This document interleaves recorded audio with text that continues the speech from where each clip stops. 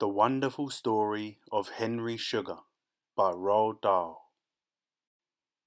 Henry Sugar was 41 years old and unmarried. He was also wealthy. He was wealthy because he had a rich father who was now dead. He was unmarried because he was too selfish to share any of his money with a wife.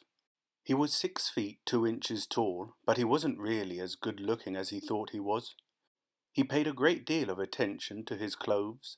He went to an expensive tailor for his suits, to a shirt maker for his shirts, and to a boot maker for his shoes. He used a costly aftershave lotion on his face, and he kept his hands soft with a cream that contained turtle oil. His hairdresser trimmed his hair once every 10 days, and he always took a manicure at the same time. His upper front teeth had been capped at incredible expense because the originals had had a rather nasty yellowish tinge. A small mole had been removed from his left cheek by a plastic surgeon. He drove a Ferrari car which must have cost him about the same as a country cottage. He lived in London in the summer, but as soon as the first frosts appeared in October, he was off to the West Indies or the south of France, where he stayed with friends. All his friends were wealthy from inherited money.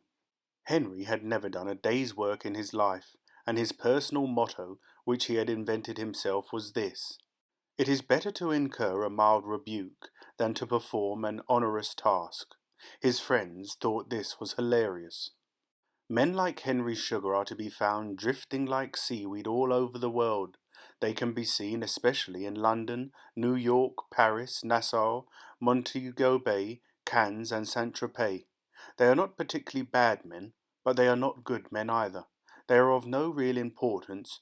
They are simply a part of the decoration. All of them, all wealthy people of this type, have one peculiarity in common. They have a terrific urge to make themselves still wealthier than they already are. The million is never enough, nor is the 2 million. Always they have this insatiable longing to get more money, and that is because they live in constant terror of waking up one morning and finding there's nothing in the bank. These people all employ the same methods for trying to increase their fortunes. They buy stocks and shares and watch them going up and down. They play roulette and blackjack for high stakes in casinos. They bet on horses. They bet on just about everything. Henry Sugar had once staked £1,000 on the result of a tortoise race on Lord Liverpool's tennis lawn, and he had wagered double that sum with a man called Esmond Hanbury on an even sillier bet, which was as follows. They let Henry's dog out into the garden, and they watched it through the window. But before the dog was let out, each man had to guess beforehand what would be the first object the dog would lift its leg against. Would it be a wall, a post, a bush, or a tree? Esmond chose a wall. Henry, who had been studying his dog's habits for days with a view to making this particular bet, chose a tree, and he won the money. With ridiculous games such as these did Henry and his friends try to conquer the deadly boredom of being both idle and wealthy. Henry himself, as you may have noticed, was not above cheating a little on these friends of his if he saw the chance. The bet with the dog was definitely not honest, nor, if you want to know, was the bet on the tortoise race. Henry cheated on that one by secretly forcing a little sleeping pill powder into the mouth of his opponent's tortoise an hour before the race. And now that you've got a rough idea of the sort of person Henry Sugar was, I can begin my story. One summer weekend, Henry drove down from London to Guildford to stay with Sir William Wyndon. The house was magnificent, and so were the grounds. But when Henry arrived on that Saturday afternoon, it was already pelting with rain. Tennis was out, croquet was out, so was swimming in Sir William's outdoor pool. The host and his guests sat glumly in the drawing-room, staring at the rain splashing against the windows. The very rich are enormously resentful of bad weather. It is the one discomfort that their money cannot do anything about. Somebody in the room said, "Let's have a game of canasta for lovely high stakes." The others thought that a splendid idea, but as there were 5 people in all, one would have to sit out. They cut the cards. Henry drew the lowest, the unlucky card. The other 4 sat down and began to play. Henry was annoyed at being out of the game. He wandered out of the drawing-room into the great hall. He stared at the pictures for a few moments, then he walked on through the house, bored to death at having nothing to do. Finally, he mooched into the library. Sir William's father had been a famous book collector, and all the four walls to this huge room were lined with books from floor to ceiling. Henry Sugar was not impressed. He wasn't even interested. The only books he read were detective novels and thrillers. He ambled aimlessly round the room, looking to see if he could find any of the sort of books he liked. But the ones in Sir William's library were all leather-bound volumes with names on them like Balzac, Ibsen, Voltaire, Johnson, and Pepys. Boring rubbish, the whole lot, Henry told himself. And he was just about to leave when his eye was caught and held by a book that was quite different from all the others. It was so slim he would never have noticed it if it hadn't been sticking out a little from the ones on either side, and when he pulled it from the shelf he saw that it was actually nothing more than a cardboard-covered exercise book of the kind children used at school. The cover was dark blue, but there was nothing written on it. Henry opened the exercise book. On the first page, hand-printed in ink, it said, "A report on an interview with Imrat Khan, the man who could see without his eyes, by Dr. John F. Cartwright, Bombay, India, December 1934. That sounds mildly interesting, Henry told himself. He turned over a page. What followed was all handwritten in black ink. The writing was clear and neat. Henry read the first 2 pages standing up. Suddenly he found himself wanting to read on. This was good stuff. It was fascinating. He carried the little book over to a leather armchair by the window and settled himself comfortably. Then he started reading again from the very beginning. This is what Henry read in the little blue exercise book. I, John Cartwright, am a surgeon at Bombay General Hospital. On the morning of the 2nd of December 1934, I was in the doctor's rest room having a cup of tea.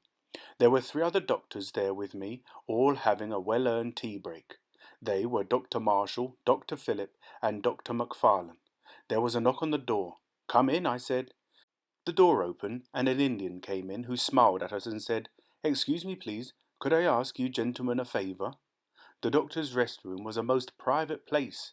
Nobody other than a doctor was allowed to enter it, except in an emergency. "This is a private room," Dr. McFarlane said sharply. "Yes, yes," the Indian answered. "I know that, and I am very sorry to be bursting in like this, sirs, but I have a most interesting thing to show you." All 4 of us were pretty annoyed, and we didn't say anything. "Gentlemen," he said, "I am a man who can see without using his eyes." We still didn't invite him to go on, but we didn't kick him out either. "You can cover my eyes in any way you wish," he said. "You can bandage my head with 50 bandages, and I will still be able to read you a book."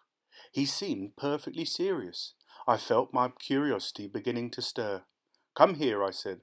He came over to me. "Turn around." He turned around. I placed my hands firmly over his eyes, holding the lids closed. "Now," I said, "one of the other doctors in the room is going to hold up some fingers. Tell me how many he's holding up." Dr. Marshall held up 7 fingers. "7," the Indian said. "Once more," I said.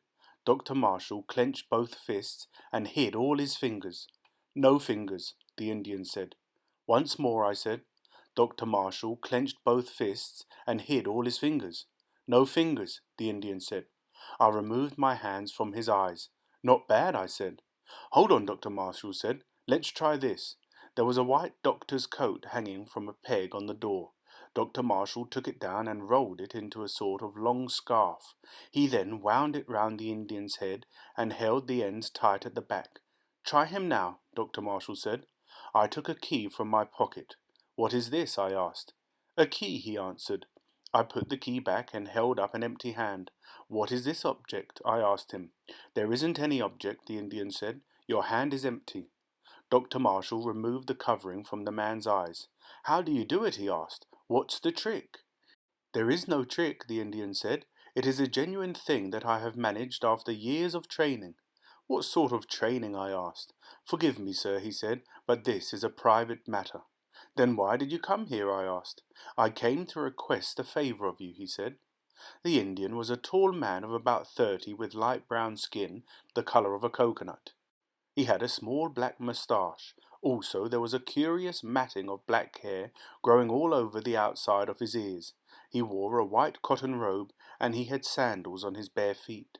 You see, gentlemen, he went on, I am at present earning my living by working in a travelling theatre, and we have just arrived here in Bombay. Tonight we give our opening performance. Where do you give it? I asked.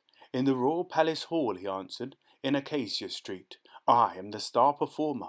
I am billed on the programme as Imrat Khan, the man who sees without his eyes, and it is my duty to advertise the show in a big way. If we don't sell tickets, we don't eat. What does this have to do with us? I asked him. Very interesting for you, he said. Lots of fun. Let me explain. You see, whenever our theatre arrives in a new town, I myself go straight to the largest hospital, and I ask the doctors there to bandage my eyes.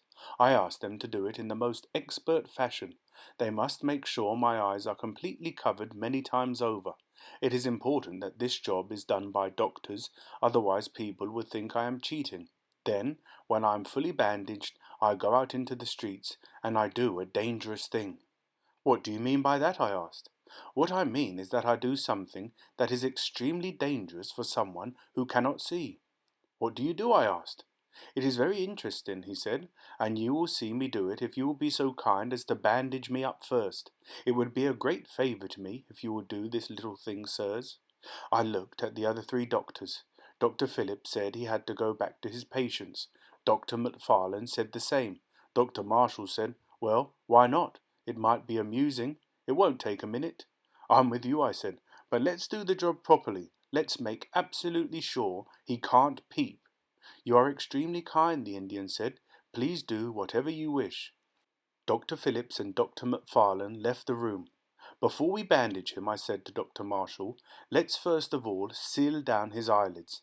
When we've done that, we'll fill his eye sockets with something soft and solid and sticky. Such as what?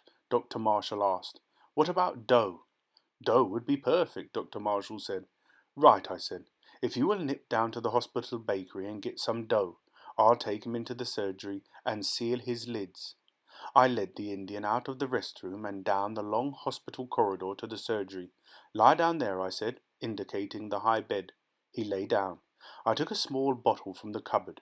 It had an eyedropper in the top. This is something called collodion, I told him. It would harden over your closed eyelids so that it is impossible for you to open them. How do I get it off afterwards? He asked me. Alcohol will dissolve it quite easily, I said. It's perfectly harmless. Close your eyes now. The Indian closed his eyes. I applied collodion over both lids. Keep them closed, I said. Wait for it to harden. In a couple of minutes the collodion had made a hard film over the eyelids, sticking them down tight. Try to open them, I said. He tried, but couldn't. Dr. Marshall came in with a basin of dough. It was the ordinary white dough used for baking bread. It was nice and soft. I took a lump of the dough and plastered it over one of the Indian's eyes. I filled the whole socket and let the dough overlap onto the surrounding skin. Then I pressed the edges down hard. I did the same with the other eye. That isn't too uncomfortable, is it? I asked. No, the Indian said. It's fine. You do the bandaging, I said to Dr. Marshall. My fingers are too sticky. A pleasure, Dr. Marshall said. Watch this. He took a thick wad of cotton wool and laid it on top of the Indian's dough-filled eyes. The cotton wool stuck to the dough and stayed in place. Sit up, please, Dr. Marshall said. The Indian sat up on the bed. Dr. Marshall took a roll of 3-inch bandage and proceeded to wrap it round and round the man's head. The bandage held the cotton wool and the dough firmly in place. Dr. Marshall pinned the bandage. After that, he took a second bandage and began to wrap that one not only around the man's eyes, but around his entire face and head. Please to leave my nose free for breathing, the Indian said. Of course, Dr. Marshall answered. He finished the job and pinned down the end of the bandage. How's that? He asked. Splendid, I said. There's no way he can possibly see through that. The whole of the Indian's head was now swathed in thick white bandage, and the only thing you could see was the end of his nose sticking out. He looked like a man who had had some terrible brain operation. How does that feel? Dr. Marshall asked him. It feels good, the Indian said. I must compliment you gentlemen on doing such a fine job. Off you go then. Mr. Marshall said, grinning at me. "Show us how clever you are at seeing things now." The Indian got off the bed and walked straight to the door. He opened the door and went out. "Great Scott," I said. "Did you see that?" He put his hand right onto the doorknob. Dr. Marshall had stopped grinning. His face had suddenly gone white. "I'm going after him," he said, rushing for the door. I rushed for the door as well. The Indian was walking quite normally along the hospital corridor. Dr. Marshall and I were about 5 yards behind him, and very spooky it was to watch this man with the enormous white and totally bandaged head strolling casually along the corridor just like anyone else. It was especially spooky when you knew for a certainty that his eyelids were sealed, that his eye sockets were filled with dough, and that there was a great wad of cotton wool and bandages on top of that. I saw a native orderly coming along the corridor towards the Indian. He was pushing a food trolley. Suddenly the orderly caught sight of the man with the white head, and he froze. The bandaged Indian stopped casually to one side of the trolley and went on. "He saw it," I cried. "He must have seen that trolley. He walked right round it. This is absolutely unbelievable." Dr. Marshall didn't answer me. His cheeks were white, his whole face rigid with shocked disbelief. The Indian came to the stairs and started to go down them. He went down with no trouble at all. He didn't even put a hand on the stair rail. Several people were coming up the stairs. Each one of them stopped, gasped, stared, and quickly got out of his way. At the bottom of the stairs, the Indian turned right and headed for the doors that led out into the street. Dr. Marshall and I kept close behind him. The entrance to our hospital stands back a little from the street, and there is a rather grand series of steps leading down from the entrance into a small courtyard with acacia trees around it. Dr. Marshall and I came out into the blazing sunshine and stood at the top of the steps. Below us, in the courtyard, we saw a crowd of maybe 100 people. At least half of them were barefoot children, and as our white-headed Indian walked down the steps, they all cheered and shouted and surged towards him. He greeted them by holding both hands above his head. Suddenly I saw the bicycle. It was over to one side at the bottom of the steps, and a small boy was holding it. The bicycle itself was quite ordinary, but on the back of it, fixed somehow to the rear wheel frame, was a huge placard about 5 feet square. On the placard were written the following words: "Imrat Khan, the man who sees without his eyes. Today my eyes have been bandaged by hospital doctors, appearing tonight and all this week at the Royal Palace Hall, Acacia Street, at 7 p.m. Don't miss it. You will see miracles performed." Our Indian had reached the bottom of the steps, and now he walked straight over to the bicycle. He said something to the boy, and the boy smiled. The Indian mounted the bicycle. The crowd made way for him. Then, lo and behold, this fellow with the blocked-up, bandaged eyes now proceeded to ride across the courtyard and straight out into the bustling, honking traffic of the street beyond. The crowd cheered louder than ever.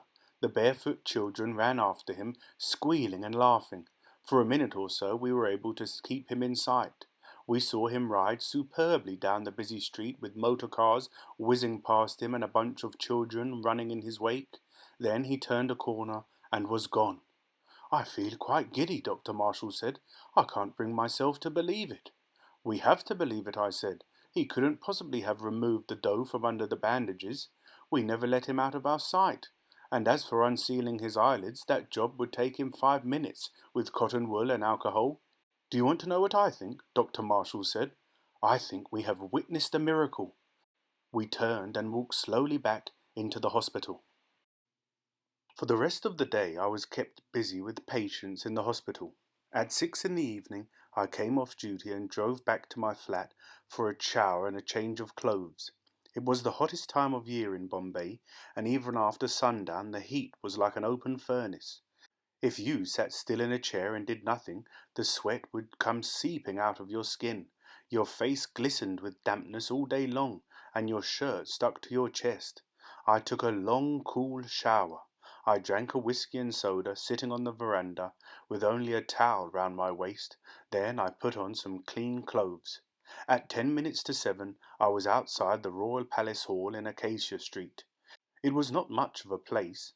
It was one of those smallish seedy halls that can be hired inexpensively for meetings or dances. There was a fair-sized crowd of local Indians milling round outside the ticket office, and a large poster over the entrance proclaiming that the International Theatre Company was performing every night that week. It said there would be jugglers and conjurers and acrobats and sword swallowers and fire eaters and snake charmers and a one-act play entitled The Rajah and the Tiger Lady. But above all this, and in far the largest letters, it said, Imrat Khan, the miracle man who sees without his eyes. I bought a ticket and went in. The show lasted 2 hours. To my surprise, I thoroughly enjoyed it. All the performers were excellent. I liked the man who juggled with cooking utensils. He had a saucepan, a frying pan, a baking tray, a huge plate, and a casserole pot, all flying through the air at the same time. The snake charmer had a big green snake that stood almost on the tip of its tail and swayed to the music of his flute. The fire eater ate fire, and the sword swallower pushed a thin pointed rapier at least 4 feet down his throat and into his stomach. Last of all, to a great fanfare of trumpets, our friend Imrat Khan came on to do his act. The bandages we had put on him at the hospital had now been removed. Members of the audience were called onto the stage to blindfold him with sheets and scarves and turbans, and in the end there was so much material wrapped around his head he could hardly keep his balance. He was then given a revolver. A small boy came out and stood at the left edge of the stage. I recognized him at once as the one who had held the bicycle outside the hospital that morning. The boy placed a tin can on top of his head and stood quite still. The audience became deathly silent as Imrat Khan took aim. He fired. The bang made us all jump. The tin can flew off the boy's head and clattered to the floor. The boy picked it up and showed the bullet hole to the audience. Everyone clapped and cheered. The boy smiled. Then the boy stood against the wooden screen, and Imrat Khan threw knives all around his body, most of them going very close indeed. This was a splendid act. Not many people could have thrown knives with such accuracy, even with their eyes uncovered. But here he was, this extraordinary fellow, with his head so swathed in sheets it looked like a great snowball on a stick, and he was flicking the sharp knives into the screen within a hair's breadth of the boy's head. The boy smiled all the way through the act, and when it was over the audience stamped its feet and screamed with excitement. Imrat Khan's last act, though not so spectacular, was even more impressive. A metal barrel was brought on stage. The audience was invited to examine it to make sure there were no holes. There were no holes. The barrel was then placed over Imrat Khan's already bandaged head. It came down over his shoulders and as far as his elbows, pinning the upper part of his arms to his sides, but he could still hold out his forearms and his hands. Someone put a needle in one of his hands and a length of cotton thread in the other. With no false moves, he neatly threaded the cotton through the eye of a needle. I was flabbergasted. As soon as the show was over, I made my way backstage. I found Mr. Imrat Khan in a small but clean dressing room, sitting quietly on a wooden stool. The little Indian boy was unwinding the masses of scarves and sheets from around his head. "Ah," he said, "it is my friend the doctor from the hospital. Come in, sir, come in." "I saw the show," I said. "And what did you think?" "I liked it very much. I thought you were wonderful." "Thank you," he said. "That is a high compliment." "I must congratulate your assistant as well," I said, nodding to the small boy. "He is very brave." "He cannot speak English," the Indian said, "but I will tell him what you said." He spoke rapidly to the boy in Hindustani, and the boy nodded solemnly, but said nothing. "Look," I said, "I did you a small favor this morning. Would you do me one in return? Would you consent to come out and have supper with me?" All the wrappings were off his head now. He smiled at me and said, "I think you are feeling curious, doctor. Am I not right?" "Very curious," I said. "I'd like to talk to you." Once again I was struck by the peculiarly thick matting of black hair growing on the outsides of his ears. I had not seen anything quite like it on another person. "I've never been questioned by a doctor before," he said, "but I have no objection. It would be a pleasure to have supper with you. Shall I wait in the car?" "Yes, please," he said. "I must wash myself and get out of these dirty clothes. I told him what my car looked like and said I would be waiting outside. He emerged 15 minutes later, wearing a clean white cotton robe and the usual sandals on his bare feet, and soon the two of us were sitting comfortably in a small restaurant that I sometimes went to because it made the best curry in the city. I drank beer with my curry. Imrat Khan drank lemonade. "I'm not a writer," I said to him. "I'm a doctor. But if you tell me your story from the beginning, if you will explain to me how you developed this magical power of being able to see without your eyes, I will write it down as faithfully as I can, and then perhaps I can get it published in the British Medical Journal or even in some famous magazine. And because I am a doctor and not just some writer trying to tell a story for money, people will be far more inclined to take seriously what I say. It would help you, wouldn't it, to become better known?" "It would help me very much," he said. "But why should you want to do this?" "Because I am madly curious," I answered. "That is the only reason." Imrat Khan took a mouthful of curried rice and chewed it slowly. Then he said, "Very well, my friend, I will do it." "Splendid!" I cried. "Let's go back to my flat as soon as we've finished eating, and then we can talk without anyone disturbing us." We finished our meal, I paid the bill, then I drove Imrat Khan back to my flat. In the living room I got out paper and pencil so that I could make notes. I have a sort of private shorthand of my own that I use for taking down the medical history of patients, and with it I am able to record most of what a person says if he doesn't speak too quickly. I think I got just about everything Imrat Khan said to me that evening, word for word, and here it is. I give it to you exactly as he spoke it. "I am an Indian, a Hindu," said Imrat Khan, "and I was born in Akhnur in Kashmir state in 1905.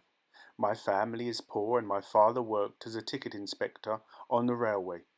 When I was a small boy of 13, an Indian conjurer comes to our school and gives a performance. His name, I remember, is Professor Moore. All conjurers in India call themselves Professor, and his tricks are very good. I am tremendously impressed. I think it is real magic. I feel, how should I call it? I feel a powerful wish to learn about this magic myself, so 2 days later I run away from home, determined to find and to follow my new hero, Professor Moore. I take all my savings, 14 rupees, and only the clothes I am wearing. I am wearing a white dhoti and sandals. This is in 1918, and I am 13 years old. I find out that Professor Moore has gone to Lahore, 200 miles away, so all alone I take a ticket, third class, and I get on the train and follow him. In Lahore, I discover the professor. He is working at his conjuring in a very cheap type show. I tell him of my admiration and offer myself to him as assistant. He accepts me. My pay, ah yes, my pay is 8 annas a day. The professor teaches me to do the linking rings trick, and my job is to stand in the street before the theatre doing this trick and calling to the people to come in and see the show. For 6 whole weeks this is very fine. It is much better than going to school. But then what a terrible bombshell I receive when suddenly it comes to me that there is no real magic in Professor Moore, that all is trickery and quickness of the hand. Immediately the professor is no longer my hero.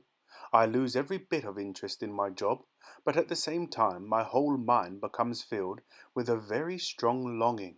I long above all things to find out about the real magic, and to discover something about the strange power which is called yoga. To do this I must find a yogi who is willing to let me become his disciple.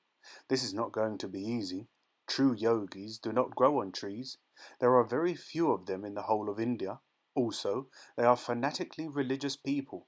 Therefore, if I am to have success in finding a teacher, I too will have to pretend to be a very religious man. No, I am actually not religious, and because of that, I am what you would call a bit of a cheat.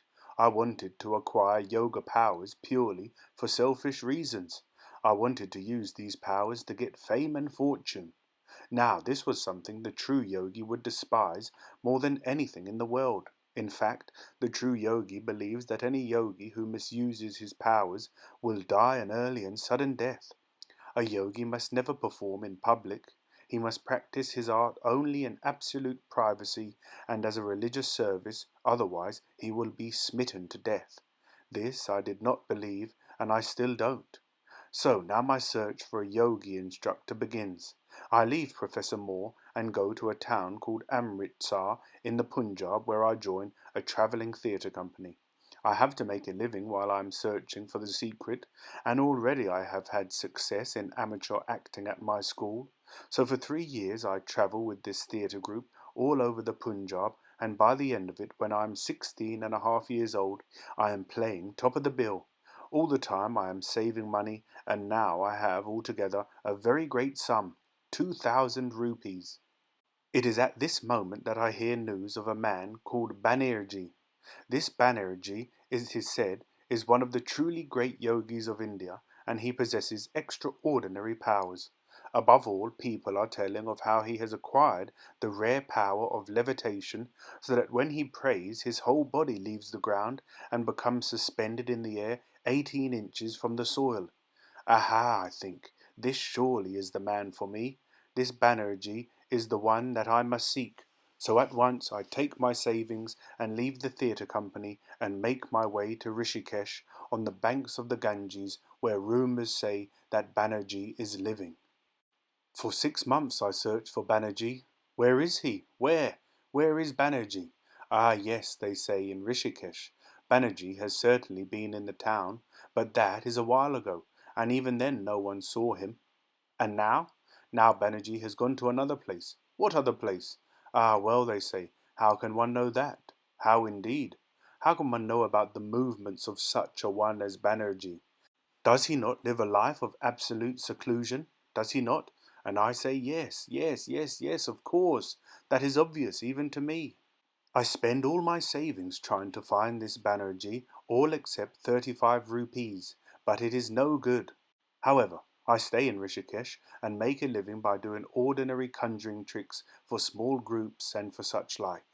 These are the tricks I have learned from Professor Moore, and by nature my sleight of hand is very good. Then one day, there I am sitting in the small hotel in Rishikesh, and again I hear talk of the yogi Banerjee. A traveller is saying how he has heard that Banerjee is now living in the jungle, not so very far away, but in the dense jungle and all alone. But where? The traveller is not sure where. Possibly, he says, it is over there in that direction, north of the town, and he points with his finger. Well, that is enough for me. I go to the market and begin to bargain for hiring a tonga, which is a horse and cart, and the transaction is just being completed with the driver when up comes a man who has been standing listening nearby, and he says that he too is going in that direction. He says, can he come part of the way with me and share the cost? Of course, I am delighted, and off we go, the man and me sitting in the cart, and the driver driving the horse. Off we go along a very small path which leads right through the jungle. And then what truly fantastic luck should happen. I'm talking to my companion, and I find that he is a disciple of none other than the great Banerjee himself, and that he is going now on a visit to his master. So straight out I tell him that I too would like to become a disciple of the yogi. He turns and looks at me long and slow, and perhaps 3 minutes he does not speak. Then he says quietly, "No, that is impossible." All right, I say to myself, we shall see. Then I ask if it is really true that Banerjee levitates when he prays. Yes, he says, that is true, but no one is allowed to observe the thing happening. No one is ever allowed to come near Banerjee when he is praying. So we go on a little further in the tonga, talking all the time about Banerjee, and I manage by very careful, casual questioning to find out a number of small things about him, such as what time of day he commences with his praying. Then soon the man says, "I will leave you here. This is where I dismount."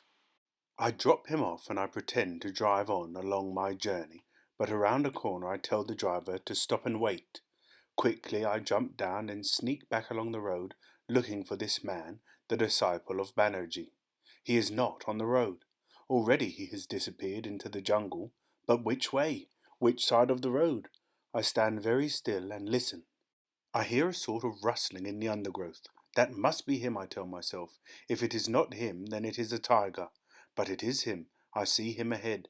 He is going forward through thick jungle. There is not even a little path where he is walking, and he is having to push his way between tall bamboos and every kind of heavy vegetation. I creep after him. I keep about 100 yards behind him, because I am frightened he may hear me. I can certainly hear him. It is impossible to proceed in silence through very thick jungle, and when I lose sight of him, which is most of the time, I am able to follow his sound. For about half an hour this tense game of follow the leader goes on, then suddenly I can no longer hear the man in front of me. I stop and listen. The jungle is silent. I'm terrified that I may have lost him. I creep on a little way, and all at once, through the thick undergrowth, I see before me a little clearing, and in the middle of the clearing are two huts. They are small huts built entirely of jungle leaves and branches. My heart jumps and I feel a great surging of excitement inside me, because this, I know for certain, is the place of Banerjee the yogi. The disciple has already disappeared. He must have gone into one of the huts. All is quiet. So now I proceed to make a most careful inspection of the trees and bushes and other things all around. There is a small water hole beside the nearest hut, and I see a prayer mat inside it, and that, I say to myself, is where Banerjee meditates and prays. Close to this waterhole, not 30 yards away, there is a large tree, a great spreading baobab tree with beautiful thick branches which spread in such a way you can put a bed on them and lie on the bed and still not be seen from underneath. That will be my tree, I say to myself. I shall hide in that tree and wait until Banerjee comes out to pray. Then I will be able to see everything. But the disciple has told me that the time of prayer is not until 5 or 6 in the evening, so I have several hours to wait. Therefore I at once walk back through the jungle to the road, and I speak to the tonga driver. I tell him he too must wait. For this I have to pay him extra money, but it doesn't matter, because now I'm so excited I don't care about anything for the moment, not even money. And all through the great noontime heat of the jungle I wait beside the tonga, and on through the heavy wet heat of the afternoon, and then, as 5 o'clock approaches, I make my way quietly back through the jungle to the hut, my heart beating so fast I can feel it shaking my whole body. I climb up my tree and I hide among the leaves in such a way that I can see but cannot be seen, and I wait. I wait for 45 minutes. A watch? Yes, I have on a wristwatch. I remember it clearly. It was a watch I won in a raffle, and I was proud to own it. On the face of my watch it said the maker's name, the Islamia Watch Co., Ludhiana. And so with my watch I'm careful to be timing everything that goes on, because I want to remember every single detail of this experience. I sit up in the tree waiting. Then all at once a man is coming out of the hut. The man is tall and thin. He is dressed in an orange-coloured dhoti, and he carries before him a tray with brass pots and incense burners.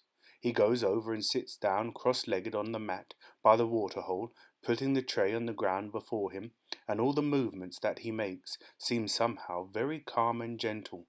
He leans forward and scoops a handful of water from the pool and throws it over his shoulder.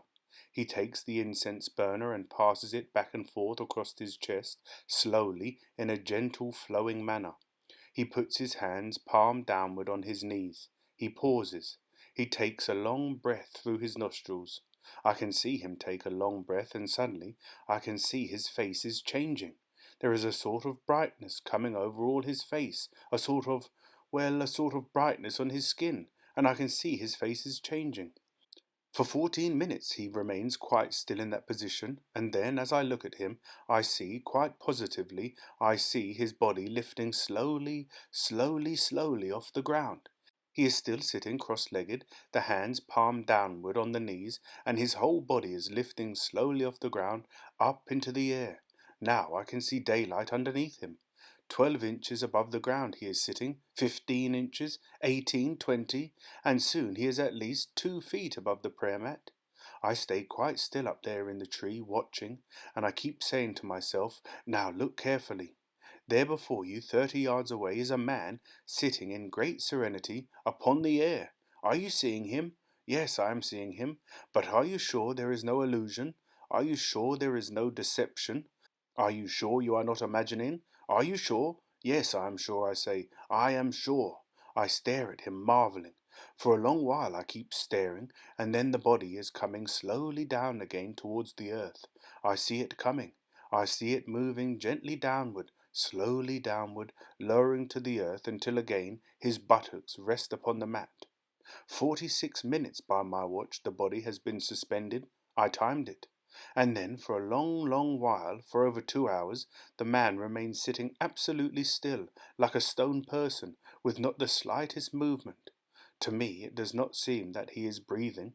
His eyes are closed, and still there is this brightness on his face, and also this slightly smiling look, a thing I have not seen on any other face in all my life since then. At last he stirs. He moves his hands, he stands up, he bends down again, he picks up the tray and goes slowly back into the hut. I am wonderstruck. I feel exalted.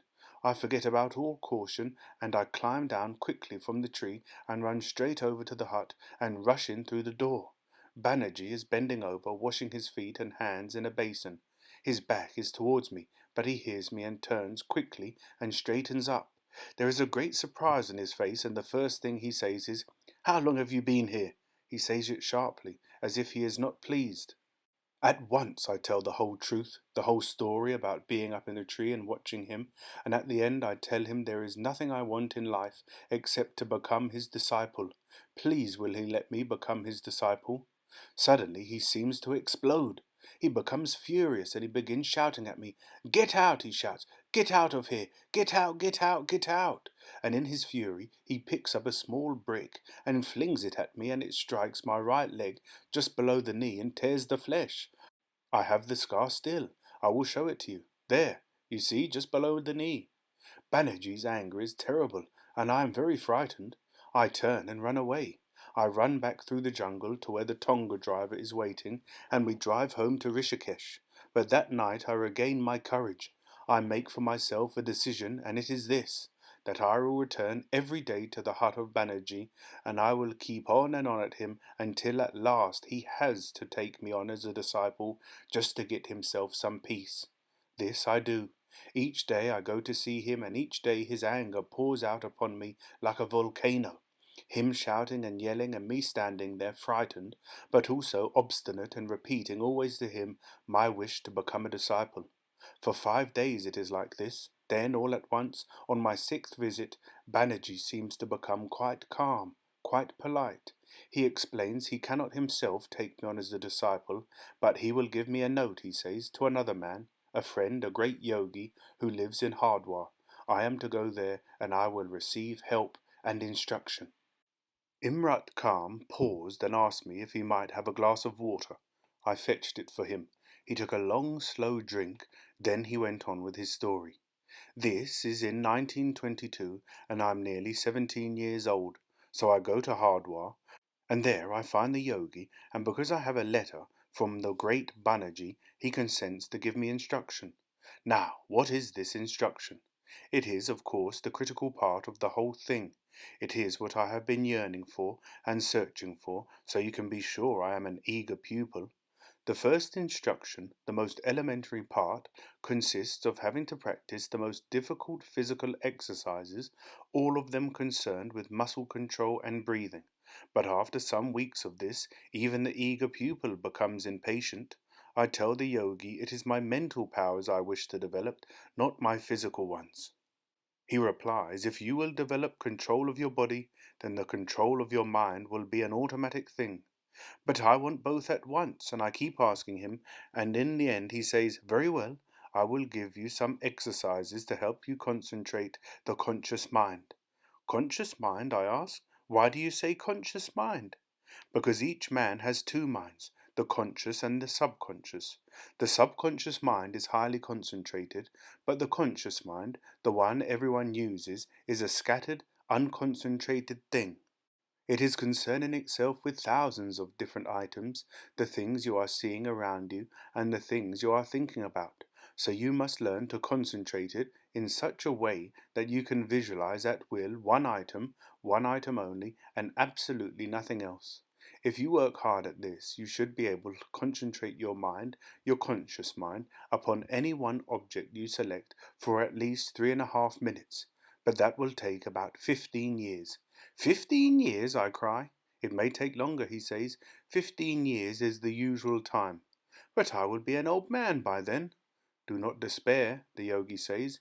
The time varies with different people. Some take 10 years, a few can take less, and on extremely rare occasions, a special person comes along who is able to develop the power in only 1 or 2 years. But that is 1 in 1,000,000.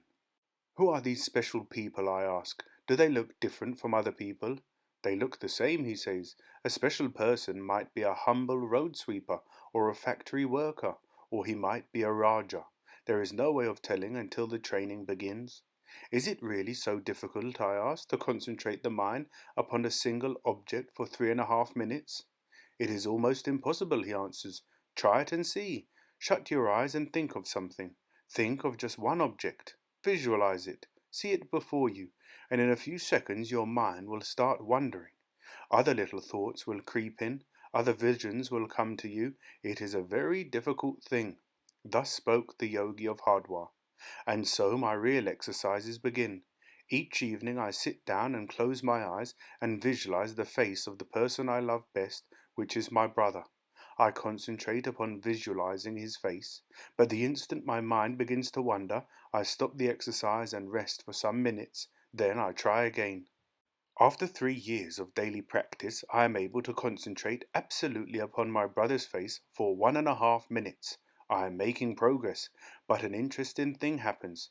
In doing these exercises, I lose my sense of smell absolutely, and never to this day does it come back to me.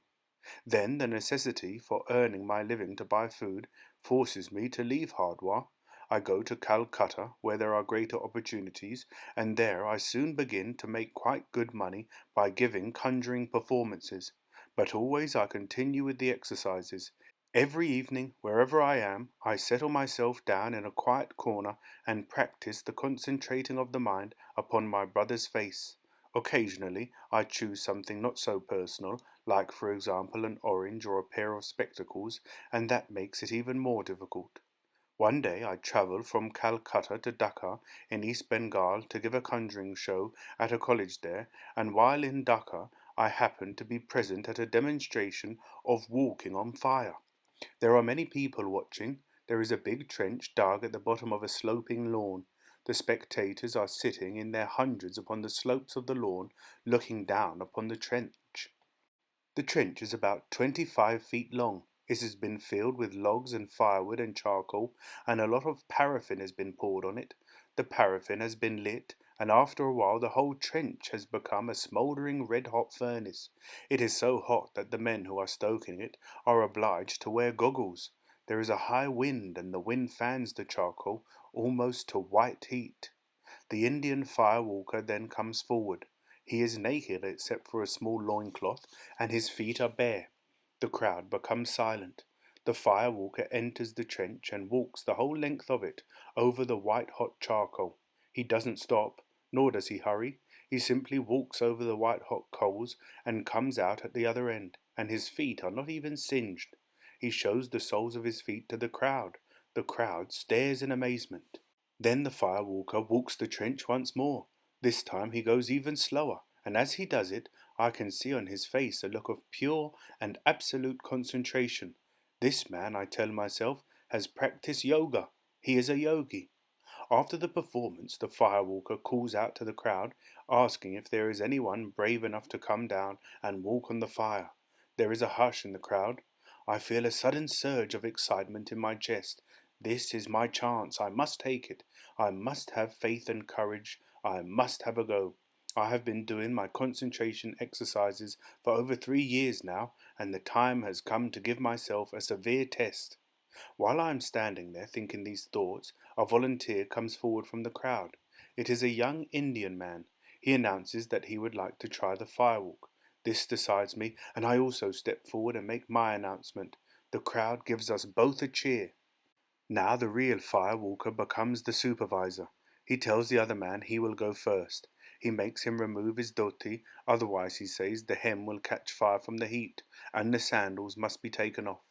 The young Indian does what he is told, but now that he is close to the trench and can feel the terrible heat coming from it, he begins to look frightened. He steps back a few paces, shielding his eyes from the heat with his hands. "You don't have to do it if you don't want to," the real firewalker says. The crowd waits and watches, sensing a drama. The young man, though scared out of his wits, wishes to prove how brave he is, and he says, "Of course I'll do it."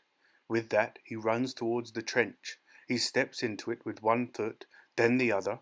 He gives a fearful scream and leaps out again and falls to the ground. The poor man lies there screaming in pain. The soles of his feet are badly burned, and some of the skin has come right away. Two friends of his run forward and carry him off. "Now it's your turn," says the firewalker. "Are you ready?" "I am ready," I say, "but please be silent while I prepare myself." A great hush has come over the crowd. They have seen one man get badly burned. Is the second one going to be mad enough to do the same? Someone in the crowd shouts, "Don't do it! You must be mad!" Others take up the shout, all telling me to give up. I turn and face them and raise my hands for silence. They stop shouting and stare at me. Every eye in that place is upon me now. I feel extraordinarily calm. I pull my dhoti off over my head. I take off my sandals. I stand there naked except for my underpants.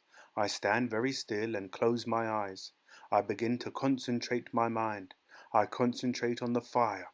I see nothing but white-hot coals, and I concentrate on them being not hot, but cold. The coals are cold, I tell myself. They cannot burn me. It is impossible for them to burn me, because there is no heat in them. I allow half a minute to go by. I know that I must not wait too long, because I am only able to concentrate absolutely upon any one thing for a minute and a half. I keep concentrating. I concentrate so hard that I go into a sort of trance. I step out onto the coals. I walk fairly fast the whole length of the trench, and behold, I am not burned. The crowd goes mad. They yell and cheer. The original firewalker rushes up to me and examines the soles of my feet. He can't believe what he sees. There is not a burn mark on them. "Aye," he cries, "what is this? Are you a yogi?" "I'm on the way, sir," I answer proudly. "I am well on the way." After that, I dress and leave quickly, avoiding the crowd. Of course I am excited. "It's coming to me," I said. "Now at last the power is beginning to come." And all the time I am remembering something else. I am remembering a thing that the old yogi of Hardwar said to me. He said, certain holy people have been known to develop so great a concentration that they could see without using their eyes. I keep remembering that saying, and I keep longing for the power to do likewise myself. And after my success with the firewalking, I decide that I will concentrate everything upon this single aim, to see without the eyes. For only the second time so far, Imrat Khan broke off his story. He took another sip of water, then he leaned back in his chair and closed his eyes. "I'm trying to get to everything in the correct order," he said. "I don't want to miss anything out." "You're doing fine," I told him. "Carry on." "Very well," he said. "So I am still in Calcutta, and I have just had success with firewalking, and now I have decided to concentrate all my energy on this one thing, which is to see without the eyes. The time has come, therefore, to make a slight change in the exercises. Each night now I light a candle, and I begin by staring at the flame. A candle flame, you know, has three separate parts: the yellow at the top, the mauve lower down, and the black right inside. I place the candle 16 inches away from my face. The flame is absolutely level with my eyes. It must not be above or below. It must be dead level, because then I do not have to make even the tiniest little adjustment of the eye muscles by looking up or down. I settle myself comfortably, and I begin to stare at the black part of the flame right in the centre. All this is merely to concentrate my conscious mind, to empty it of everything around me. So I stare at the black spot in the flame until everything around me has disappeared and I can see nothing else. Then slowly I shut my eyes and begin to concentrate as usual upon one single object of my choice, which, as you know, is usually my brother's face. I do this every night before bed, and by 1929, when I'm 24 years old, I can concentrate upon an object for 3 minutes without any wandering of my mind. So it is now at this time, when I'm 24, that I begin to become aware of a slight ability to see an object with my eyes closed. It is a very slight ability, just a queer little feeling that when I close my eyes and I look at something hard with fierce concentration, then I can see the outline of the object I am looking at. Slowly I am beginning to develop my inner sense of sight. You ask me what I mean by that. I will explain it to you exactly as the yogi of Hardwar explained it to me. All of us, you see, have two senses of sight, just as we have two senses of smell and taste and hearing. There is the outer sense, the highly developed one, which we all use, and there is the inner one also. If only we could develop these inner senses of ours, then we could smell without our noses, taste without our tongues, hear without our ears, and see without our eyes. Do you not understand? Do you not see that our noses and tongues and ears and eyes are only, how shall I say it, are only instruments which assist in conveying the sensation itself to the brain? And so it is that I am all the time striving to develop my inner senses of sight. Each night now I perform my usual exercises with the candle flame and my brother's face. After that I rest a little while, I drink a cup of coffee.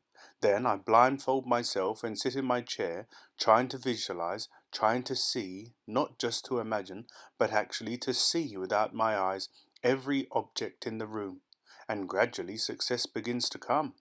Soon I am working with a pack of cards. I take a card from the top of the pack and hold it before me, back to front, trying to see through it. Then, with a pencil in my hand, I write down what I think it is. I take another card and do the same again. I go through the whole of the pack like that, and when it is over I check what I have written down against the pile of cards beside me. Almost at once I have a 60 to 70% success. I do other things. I buy maps and complicated navigating charts and pin them up all around my room. I spend hours looking at them blindfold, trying to see them, trying to read the small lettering of the place names and the rivers. Every evening for the next 4 years I proceed with this kind of practice. By the year 1933, that is only last year when I'm 28 years old, I can read a book. I can cover my eyes completely and I can read a book right through. So now at last I have it, this power. For certain I have it now, and at once, because I cannot wait with impatience, I include the blindfold act in my ordinary conjuring performance. The audience loves it. They applaud long and loud, but not one single person believes it to be genuine. Everyone thinks it is just another clever trick, and the fact that I am a conjurer makes them think more than ever that I am faking. Conjurers are men who trick you. They trick you with cleverness, and no one believes me. Even the doctors who blindfold me in the most expert way refuse to believe that anyone can see without his eyes. They forget there may be other ways of sending the image to the brain. What other ways? I asked him. Quite honestly, I don't know exactly how it is I can see without my eyes, but what I do know is this. When my eyes are bandaged, I am not using the eyes at all. The seeing is done by another part of my body. Which part? I asked him. Any part at all, as long as the skin is bare. For example, if you put a sheet of metal in front of me and put a book behind the metal, I cannot read the book. But if you allow me to put my hand around the sheet of metal so that the hand is seeing the book, then I can read it. Would you mind if I tested you on that? I asked. Not at all, he answered. I don't have a sheet of metal, I said, but the door will do just as well. I stood up and went to the bookshelf. I took down the first book that came to hand. It was Alice in Wonderland. I opened the door and asked my visitor to stand behind it, out of sight. I opened the book at random and propped it on a chair the other side of the door to him. Then I stationed myself in a position where I could see both him and the book. Can you read that book? I asked him. No, he answered. Of course not. All right, you may now put your hand around the door, but only the hand. He slid his hand around the edge of the door until it was within sight of the book. Then I saw the fingers on the hand parting from one another, spreading wide, beginning to quiver slightly, feeling the air like the antenna of an insect, and the hand turned so that the back of it was facing the book. Try to read the left page from the top, I said. There was silence for perhaps 10 seconds, then smoothly, without pause, he began to read. Have you guessed the riddle yet? The Hatter said, turning to Alice again. No, I give it up, Alice replied. What's the answer? I haven't the slightest idea, said the Hatter. Nor I, said the Hare. Alice sighed wearily.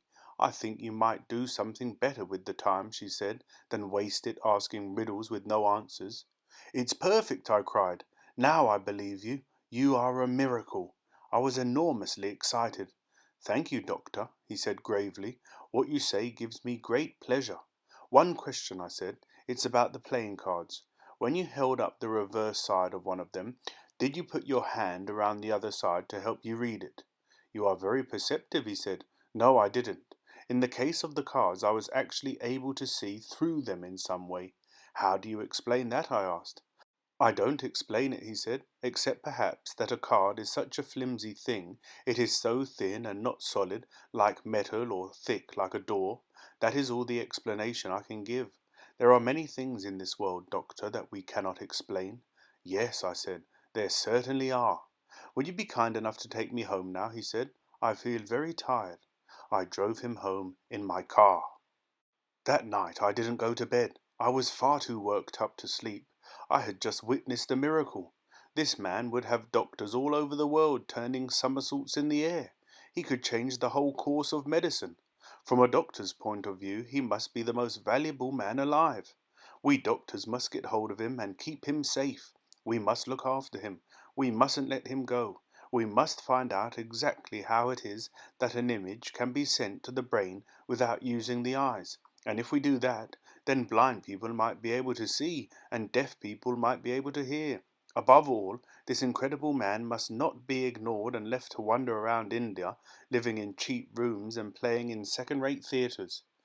I got so steamed up thinking about this that after a while I grabbed a notebook and a pen and started writing down with great care everything that Imrat Khan had told me that evening.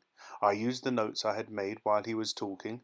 I wrote for 5 hours without stopping, and at 8 o'clock the next morning, when it was time to go to the hospital, I had finished the most important part, the pages you have just read. At the hospital that morning, I didn't see Dr. Marshall until we met in the doctor's rest room in our tea break. I told him as much as I could in the 10 minutes we had to spare. I'm going back to the theatre tonight, I said. I must talk to him again. I must persuade him to stay here. We mustn't lose him now. I'll come with you, Dr. Marshall said. Right, I said. We'll watch the show first, and then we'll take him out to supper. At 6:45 that evening, I drove Dr. Marshall in my car to Acacia Road. I parked the car, and the two of us walked over to the Royal Palace Hall.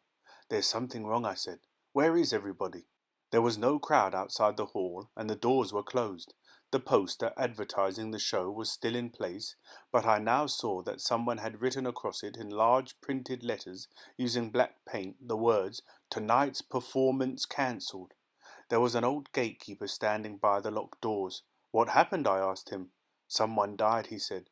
Who? I asked, knowing already who it was. The man who sees without his eyes, the gatekeeper answered. How did he die? I cried. When? Where? They say he died in his bed, the gatekeeper said. He went to sleep and never woke up. These things happen. We walked slowly back to the car. I felt an overwhelming sense of grief and anger. I should never have allowed this precious man to go home last night. I should have kept him. I should have given him my bed and taken care of him. I shouldn't have let him out of my sight. Imrat Khan was a maker of miracles. He had communicated with mysterious and dangerous forces that are beyond the reach of ordinary people. He had also broken all the rules. He had performed miracles in public. He had taken money for doing so, and, worst of all, he had told some of those secrets to an outsider, me. Now he was dead. So that's that, Dr. Marshall said. Yes, I said, it's all over. Nobody will ever know how he did it. This is a true and accurate report of everything that took place concerning my 2 meetings with Imrat Khan. Signed John F. Cartwright, M.D., Bombay, 4th of December, 1934. Well, well, well, said Henry Sugar. Now that is extremely interesting. He closed the exercise book and sat gazing at the rain splashing against the windows of the library. This, Henry Sugar went on, talking aloud to himself, is a terrific piece of information. It could change my life. The piece of information Henry was referring to was that Imrat Khan had trained himself to read the value of a playing card from the reverse side, and Henry the gambler, the rather dishonest gambler, had realized at once that if only he could train himself to do the same thing, he could make a fortune. For a few moments Henry allowed his mind to dwell upon the marvellous things he would be able to do if he could read cards from the back. He would win every single time at canasta and bridge and poker, and better still, he would be able to go into any casino in the world and clean up at blackjack and all the other high-powered card games they played.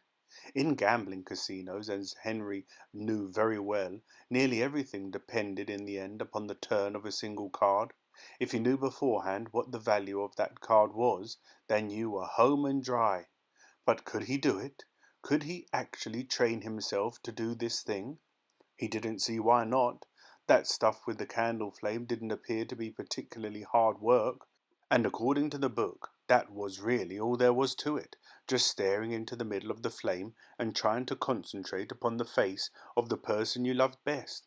It would probably take him several years to bring it off, but then who in the world wouldn't be willing to train for a few years in order to beat the casino every time he went in? By golly, he said aloud, I'll do it. I'm going to do it. He sat very still in the armchair in the library, working out a plan of campaign. Above all, he would tell nobody what he was up to. He would steal the little book from the library so that none of his friends might come upon it by chance and learn the secret. He would carry the book with him wherever he went. It would be his Bible. He couldn't possibly go out and find a real live yogi to instruct him, so the book would be his yogi instead. It would be his teacher. Henry stood up and slipped the slim blue exercise book under his jacket. He walked out of the library and went straight upstairs to the bedroom they had given him for the weekend. He got out his suitcase and hid the book underneath his clothes. He then went downstairs again and found his way to the butler's pantry. John, he said, addressing the butler, can you find me a candle, just an ordinary white candle? Butlers are trained never to ask reasons. They simply obey orders. Do you wish a candle holder as well, sir? Yes, a candle and a candle holder. Very good, sir. Shall I bring them to your room? No, I'll hang around here till you find them. The butler soon found a candle and a candle holder. Henry said, and now, could you find me a ruler? The butler found him a ruler. Henry thanked him and returned to his bedroom. When he was inside the bedroom, he locked the door. He drew all the curtains so that the place was in twilight. He put the candle holder with the candle in it on the dressing table and pulled up a chair. When he sat down, he noticed with satisfaction that his eyes were exactly level with the wick of the candle. Now, using the ruler, he positioned his face 16 inches from the candle, which was what the book said must be done. That Indian fellow had visualized the face of the person he loved best, which in his case was a brother. Henry didn't have a brother. He decided instead to visualize his own face. This was a good choice, because when you are as selfish and self-centered as Henry was, then one's own face is certainly the face one loves best of all. Moreover, it is the face he knew best of all. He spent so much time looking at it in the mirror, he knew every twist and wrinkle. With a cigarette lighter, he lit the wick. A yellow flame appeared and burned steadily. Henry sat quite still and stared into the candle flame. The book had been quite right. The flame, when you looked into it closely, did have 3 separate parts. There was the yellow outside, then there was the mauve inner sheath, and right in the middle was the tiny magic area of absolute blackness. He stared at the tiny black area. He focused his eyes upon it and kept staring at it, and as he did so, an extraordinary thing happened. His mind went absolutely blank, and his brain ceased fidgeting around, and all at once it felt as though he himself, his whole body, was actually encased within the flame, sitting snug and cosy within the little black area of nothingness. With no trouble at all, Henry allowed the image of his own face to swim into sight before him. He concentrated upon the face, and nothing but the face. He blocked out all other thoughts. He succeeded completely in doing this, but only for about 15 seconds. After that his mind began to wander, and he found himself thinking about gambling casinos and how much money he was going to win. At this point he looked away from the candle and gave himself a rest. This was his very first effort. He was thrilled. He had done it. Admittedly, he hadn't kept it up for very long, but neither had that Indian fellow on the first attempt. After a few minutes he tried again. It went well. He had no stopwatch to time himself with, but he sensed that this was definitely a longer go than the first one. "It's terrific," he cried. "I'm going to succeed. I'm going to do it." He had never been so excited by anything in his life. From that day on, no matter where he was or what he was doing, Henry made a point of practicing with the candle every morning and every evening. Often he practiced at midday as well. For the first time in his life he was throwing himself into something with genuine enthusiasm, and the progress he made was remarkable. After 6 months he could concentrate absolutely upon his own face for no less than 3 minutes without a single outside thought entering his mind. The Yogi of Hardwar had told the Indian fellow that a man would have to practice for 15 years to get that sort of result. But wait, the Yogi had also said something else. He had said, and here Henry eagerly consulted the little blue exercise book for the 100th time, he had said that on extremely rare occasions a special person comes along who is able to develop the power in only 1 or 2 years. "That's me!" Henry cried. "It must be me! I am the 1 in a million person who is gifted with the ability to acquire yoga powers at incredible speed. Whoopee and hooray! It won't be long now before I'm breaking the bank in every casino in Europe and America." But Henry at this point showed unusual patience and good sense. He didn't rush to get out a pack of cards to see if he could read them from the reverse side. In fact, he kept well away from card games of all kinds. He had given up bridge and canasta and poker as soon as he had started working with the candle. What's more, he had given up razzing around to parties and weekends with his rich friends. He had become dedicated to this single aim of acquiring yoga powers, and everything else would have to wait until he had succeeded. Sometime during the 10th month, Henry became aware, just as Imrat Khan had done before him, of a slight ability to see an object with his eyes closed. When he closed his eyes and stared at something hard with fierce concentration, he could actually see the outline of the object he was looking at. "It's coming to me," he cried. "I'm doing it. It's fantastic." Now he worked harder than ever at his exercises with a candle, and at the end of the first year he could actually concentrate upon the image of his own face for no less than 5.5 minutes. At this point he decided the time had come to test himself with the cards. He was in the living room of his London flat when he made this decision, and it was near midnight. He got out a pack of cards and a pencil and paper. He was shaking with excitement. He placed the pack upside down before him and concentrated on the top card. All he could see at first was the design on the back of the card. It was a very ordinary design of thin red lines, one of the commonest playing card designs in the world. He now shifted his concentration from the pattern itself to the other side of the card. He concentrated with great intensity upon the invisible underneath of the card, and he allowed no other single thought to creep into his mind. 30 seconds went by, then 1 minute, 2 minutes, 3 minutes. Henry didn't move. His concentration was intense and absolute. He was visualizing the reverse side of the playing card. No other thought of any kind was allowed to enter his head. During the 4th minute, something began to happen. Slowly, magically, but very clearly, the black symbols became spades, and alongside the spades appeared the figure 5. The 5 of spades! Henry switched off his concentration, and now with shaking fingers he picked up the card and turned it over. It was the 5 of spades! "I've done it!" he cried aloud, leaping up from his chair. "I've seen through it! I'm on my way!" After resting for a little while, he tried again, and this time he used the stopwatch to see how long it took him. After 3 minutes and 58 seconds, he read the card as the King of Diamonds. He was right. The next time he was right again, and it took him 3 minutes and 54 seconds. That was 4 seconds left. He was sweating with excitement and exhaustion. "That's enough for today," he told himself. He got up and poured himself an enormous drink of whiskey and sat down to rest and to gloat over his success. His job now, he told himself, was to keep practicing and practicing with the cards until he could see through them instantly. He was convinced it could be done. Already on the second go he had knocked 4 seconds off his time. He would give up working with the candle and concentrate solely upon the cards. He would keep at it day and night. And that is what he did. But now that he could smell real success in the offing, he became more fanatical than ever. He never left his flat except to buy food and drink. All day and often, far into the night, he crouched over the cards with the stopwatch beside him, trying to reduce the time it took him to read from the reverse side. Within a month, he was down to 1.5 minutes. At the end of 6 months of fierce concentrated work, he could do it in 20 seconds. But even that was too long.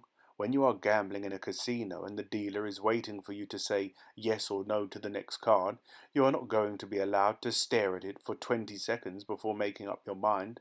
3 or 4 seconds would be permissible, but no more. Henry kept at it, but from now on it became more and more difficult to improve his speed. To get down from 20 seconds to 19 took him a week of very hard work.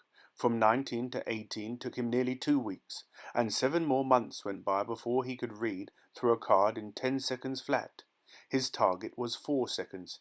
He knew that unless he could see through a card in a maximum of 4 seconds, he wouldn't be able to work the casino successfully. Yet the nearer he got towards the target, the more difficult it became to reach it. It took 4 weeks to get his time down from 10 seconds to 9, and 5 more weeks to go from 9 to 8. But at this stage, hard work no longer bothered him. His powers of concentration had now developed to such a degree that he was able to work for 12 hours at a stretch with no trouble at all, and he knew with absolute certainty that he would get there in the end. He would not stop until he did. Day after day, night after night, he sat crouching over the cards with his stopwatch beside him, fighting with a terrible intensity to knock those last few stubborn seconds off his time. The last 3 seconds were the worst of all. To get from 7 seconds to his target of 4 took him exactly 11 months. The great moment came on a Saturday evening. A card lay face down on the table in front of him. He clicked the stopwatch and began to concentrate. At once he saw a blob of red. The blob swiftly took shape and became a diamond, and then almost instantaneously a figure 6 appeared in the top left-hand corner. He clicked the watch again. He checked the time. It was 4 seconds. He turned the card over. It was the 6 of diamonds. He had done it. He had read it in 4 seconds flat. He tried again with another card. In 4 seconds he read it as the Queen of Spades. He went right through the pack, timing himself with every card. 4 seconds, 4 seconds, 4 seconds. It was always the same. He had done it at last. It was all over. He was ready to go. And how long had it taken him? It had taken him exactly 3 years and 3 months of concentrated work. And now for the casinos. When should he start? Why not tonight? Tonight was Saturday. All the casinos were crowded on Saturday nights. So much the better. There'd be less chance of becoming conspicuous. He went into his bedroom to change into his dinner jacket and black tie. Saturday was a dressy night at the big London casinos. He would go, he decided, to Lord's house. There are well over 100 legitimate casinos in London, but none of them is open to the general public. You must become a member before you are allowed to walk in. Henry was a member of no less than 10 of them. Lord's house was his favourite. It was the finest and most exclusive in the country. Lord's house was a magnificent Georgian mansion in the centre of London, and for over 200 years it had been the private residence of a duke. Now it was taken over by the bookmakers, and the superb high-ceilinged rooms where the aristocracy and often royalty used to gather and play a gentle game of whist were today filled with a new kind of people who played a very different sort of game. Henry drove to Lord's house and pulled up outside the great entrance. He got out of the car, but left the engine running. Immediately an attendant in green uniform came forward to park it for him. Along the curb on both sides of the street stood perhaps a dozen Rolls-Royces. Only the very wealthy belonged to Lord's house. "Why, hello, Mr. Sugar," said the man behind the desk, whose job it was never to forget a face. "We haven't seen you for years." "I've been busy," Henry answered. He went upstairs, up the marvellous wide staircase with its carved mahogany banisters, and entered the cashier's office. There he wrote a cheque for £1,000. The cashier gave him 10 large pink rectangular plaques made of plastic. On each it said £100. Henry slipped them into his pocket and spent a few minutes sauntering through the various gaming rooms to get a feel of things again after such a long absence. There was a big crowd here tonight. Well-fed women stood around the roulette wheel like plump hens around a feeding hopper. Jewels and gold were dripping over their bosoms and from their wrists. Many of them had blue hair. The men were in dinner jackets, and there wasn't a tall one among them. Why, Henry wondered, did this particular kind of rich man always have short legs? Their legs all seemed to stop at the knees, and with no thighs above. Most of them had bellies coming out a long way, and crimson faces, and cigars between their lips. Their eyes glittered with greed. All this Henry noticed. It was the first time in his life that he had looked with distaste upon this type of wealthy gambling casino person. Up until now he had always regarded them as companions, as members of the same group and class as himself. Tonight they seemed vulgar. Could it be, he wondered, that the yoga powers he had acquired over the last 3 years had altered him just a little bit? He stood watching the roulette. Upon the long green table people were placing their money, trying to guess which little slot the small white ball would fall into on the next spin of the wheel. Henry looked at the wheel, and suddenly, perhaps more from habit than anything else, he found himself beginning to concentrate upon it. It was not difficult. He had been practicing the art of total concentration for so long that it had become something of a routine. In a fraction of a second, his mind had become completely and absolutely concentrated upon the wheel. Everything else in the room, the noise, the people, the lights, the smell of cigarette smoke, all this was wiped out of his mind, and he saw only the white numbers around the rim. The numbers went from 1 to 36, with a 0 between 1 and 36. Very quickly all the numbers blurred and disappeared in front of his eyes, all except one. All except the number 18. It was the only number he could see. At first it was slightly muzzy and out of focus. Then the edges sharpened and the whiteness of it grew brighter, more brilliant, until it began to glow as though there was a bright light behind it. It grew bigger. It seemed to jump towards him. At that point Henry switched off his concentration. The room swam back into vision. "Have you all finished?" the croupier was saying. Henry took £100 plaque from his pocket and placed it on the square marked 18 on the green table. Although the table was covered all over with other people's bets, his was the only one on 18. The croupier spun the wheel. The little white ball bounced and skittered around the rim. The people watched. All eyes were on the little ball. The wheel slowed. It came to rest.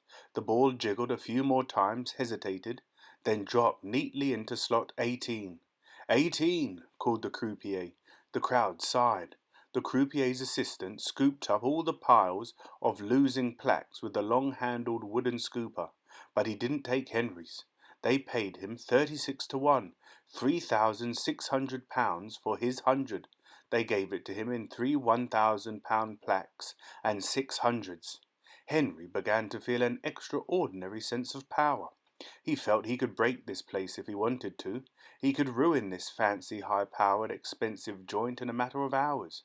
He could take 1 million off them, and all the stony-faced, sleek gentlemen who stood around watching the money rolling in would be scurrying about like panicky rats. Should he do that? It was a great temptation.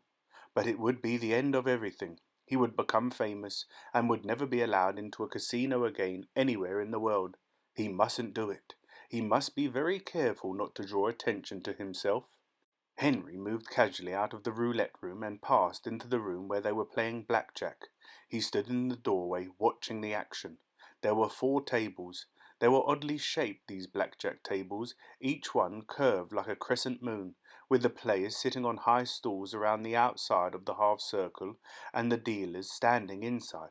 The packs of cards, at Lord's house they used 4 packs shuffled together, lay in an open-ended box known as a shoe, and the dealer pulled the cards out of the shoe one by one with his fingers. The reverse side of the card in the shoe was always visible, but no others. Blackjack, as the casino calls it, is a very simple game. You and I know it by one of 3 other names: pontoon, 21, or ving de un. The player tries to get his cards to add up to as near 21 as possible, but if he goes over 21, he's bust and the dealer takes the money. In nearly every hand, the player is faced with the problem of whether to draw another card and risk being bust, or whether to stick with what he's got. But Henry would not have that problem. In 4 seconds, he would have seen through the card the dealer was offering him, and he would know whether to say yes or no. Henry could turn blackjack into a farce. In all casinos, they have an awkward rule about blackjack betting, which we do not have at home. At home, we look at our first card before we make a bet, and if it's a good one, we bet high. The casinos don't allow you to do this. They insist that everyone at the table makes his bet before the first card of the hand is dealt. What's more, you are not allowed to increase your bet later on by buying a card. None of this would disturb Henry either, so long as he sat on the dealer's immediate left. Then he would always receive the first card in the shoe at the beginning of each deal. The reverse side of the card would be clearly visible to him, and he would read through it before he made his bet. Now, standing quietly just inside the doorway, Henry waited for a place to become vacant on the dealer's left at any of the 4 tables. He had to wait 20 minutes for this to happen, but he got what he wanted in the end. He perched himself on the high stool and handed the dealer one of the 1,000 plaques he had won at roulette. "All in 25s, please," he said. The dealer was a youngish man with black eyes and grey skin. He never smiled, and he spoke only when necessary. His hands were exceptionally slim, and there was arithmetic in his fingers. He took Henry's plaque and dropped it in a slot in the table. Rows of different coloured circular chips lay neatly in a wooden tray in front of him. Chips for 25, 10, and £5, maybe 100 of each. With his thumb and forefinger, the dealer picked up a wedge of £25 chips and placed them in a tall pile on the table. He didn't have to count them. He knew there were exactly 20 chips in the pile. Those nimble fingers could pick up with absolute accuracy any number of chips from 1 to 20 and never be wrong. The dealer picked up a second lot of chips, making 40 in all. He slid them over the table to Henry. Henry stacked the chips in front of him, and as he did so, he glanced at the top card in the shoe. He switched on his concentration, and in 4 seconds he read it as a 10. He pushed out 8 of his chips, £200. This was the maximum stake allowed for blackjack at Lord's house. He was dealt the 10, and for his second card he got a 9, 19 altogether. Everyone sticks on 19. You sit tight and hope the dealer won't get 20 or 21. So when the dealer came round again to Henry, he said 19 and passed on to the next player. "Wait," Henry said. The dealer paused and came back to Henry. He raised his brows and looked at him with those cool black eyes. "You wish to draw to 19? He asked somewhat sarcastically. He spoke with an Italian accent, and there was scorn as well as sarcasm in his voice. There are only 2 cards in the pack that would not bust 19, the ace counting as a 1, and the 2. Only an idiot would risk drawing to 19, especially with £200 on the table. The next card to be dealt lay clearly visible in the front of the shoe. At least the reverse side of it was clearly visible. The dealer hadn't yet touched it. "Yes," Henry said, "I think I'll have another card." The dealer shrugged and flipped the card out of the shoe. The 2 of clubs landed neatly in front of Henry, alongside the 10 and the 9. "Thank you," Henry said, "that will do nicely." 21, the dealer said. His black eyes glanced up again into Henry's face, and they rested there, silent, watchful, puzzled. Henry had unbalanced him. He had never in his life seen anyone draw on 19. This fellow had drawn on 19 with a calmness and a certainty that was quite staggering, and he had won. Henry caught the look in the dealer's eyes, and he realized at once that he had made a silly mistake. He had been too clever. He had drawn attention to himself. He must never do that again. He must be very careful in future how he used his powers. He must even make himself lose occasionally, and every now and again he must do something a bit stupid. The game went on. Henry's advantage was so enormous he had difficulty keeping his winnings down to a reasonable sum. Every now and again he would ask for a third card when he already knew it was going to bust him, and once, when he saw that his first card was going to be an ace, he put out his smallest stake, then made a great show of cursing himself aloud for not having made a bigger bet in the first place. In an hour he had won exactly £3,000, and there he stopped. He pocketed his chips and made his way back to the cashier's office to turn them in for real money. He had made £3,000 from blackjack and £3,600 from roulette, £6,600 in all. It could just as easily have been £660,000. As a matter of fact, he told himself he was now almost certainly able to make money faster than any other man in the entire world. The cashier received Henry's pile of chips and plaques without twitching a muscle. He wore steel spectacles, and the pale eyes behind the spectacles were not interested in Henry. They looked only at the chips on the counter. This man also had arithmetic in his fingers, but he had more than that. He had arithmetic, trigonometry and calculus and algebra and Euclidean geometry in every nerve of his body. He was a human calculating machine with 100,000 electric wires in his brain. It took him 5 seconds to count Henry's 120 chips. "Would you like a check for this, Mr. Sugar?" he asked. The cashier, like the man at the desk downstairs, knew every member by name. "No, thank you," Henry said. "I'll take it in cash." "As you wish," said the voice behind the spectacles, and he turned away and went to a safe at the back of the office that must have contained millions.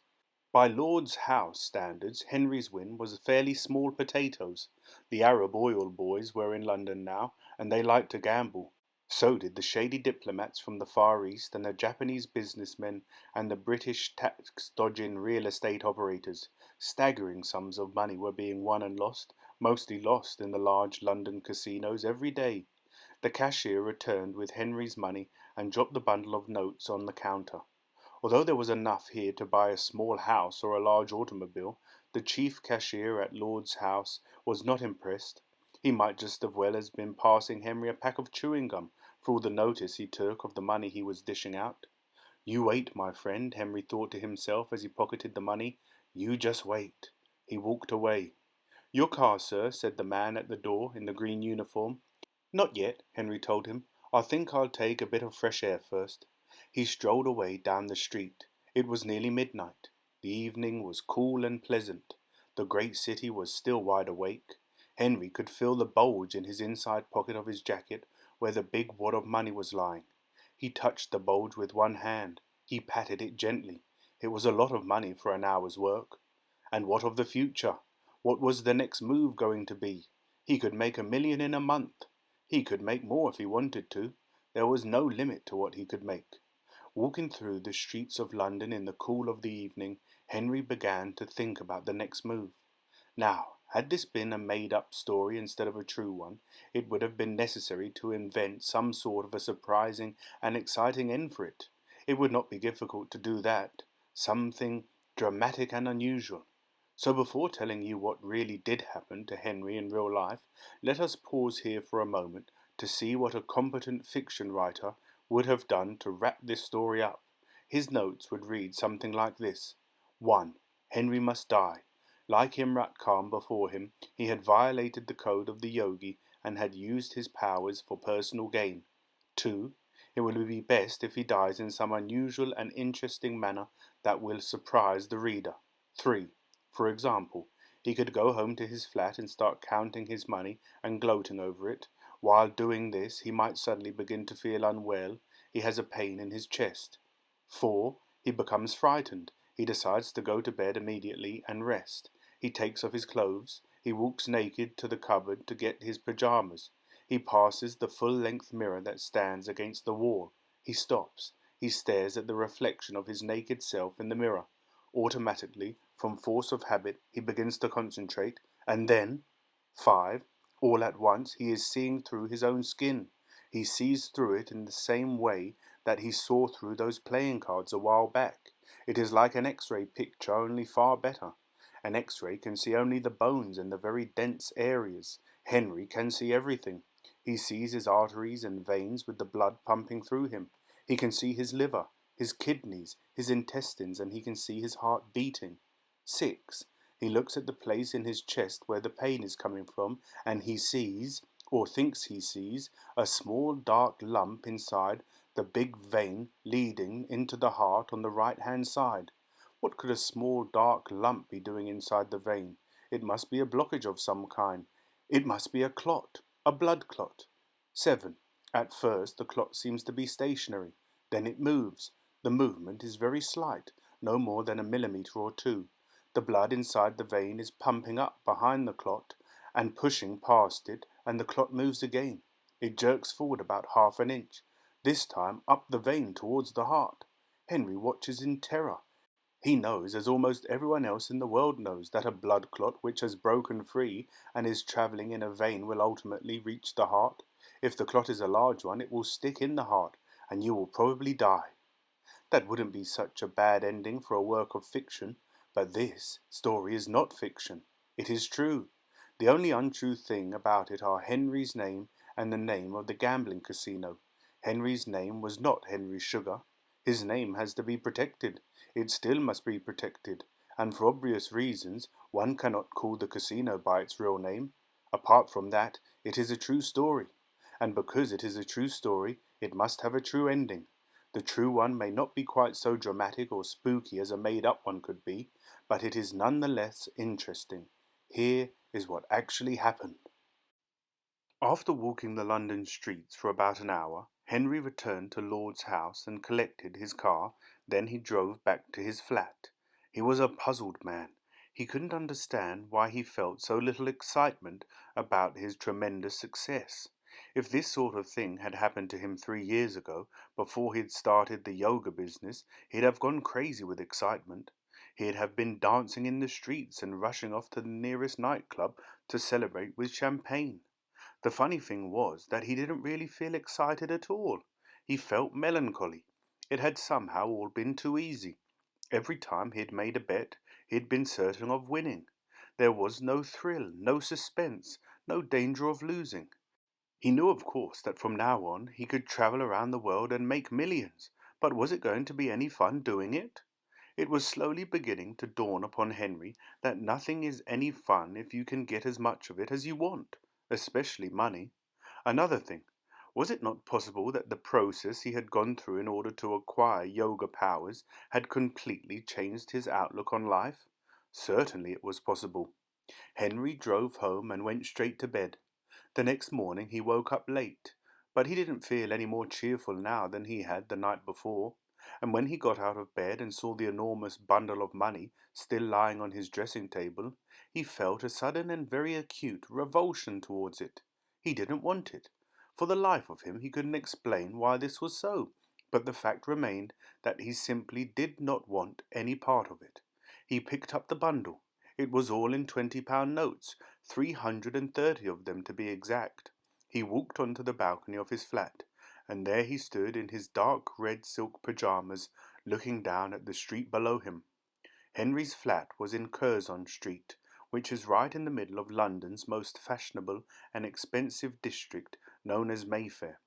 One end of Curzon Street runs into Berkeley Square, the other into Park Lane.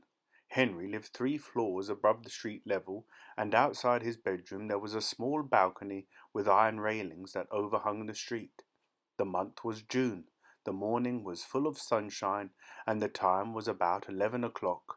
Although it was Sunday, there were quite a few people strolling about on the pavements. Henry peeled off a single £20 note from his wad and dropped it over the balcony. A breeze took hold of it and blew it sideways in the direction of Park Lane. Henry stood watching it. It fluttered and twisted in the air and eventually came to rest on the opposite side of the street, directly in front of an old man. The old man was wearing a long brown shabby overcoat and a floppy hat, and he was walking slowly, all by himself. He caught sight of the note as it fluttered past his face, and he stopped and picked it up. He held it with both hands and stared at it. He turned it over. He peered closer, then he raised his head and looked up. "Hey there," Henry shouted, cupping a hand to his mouth.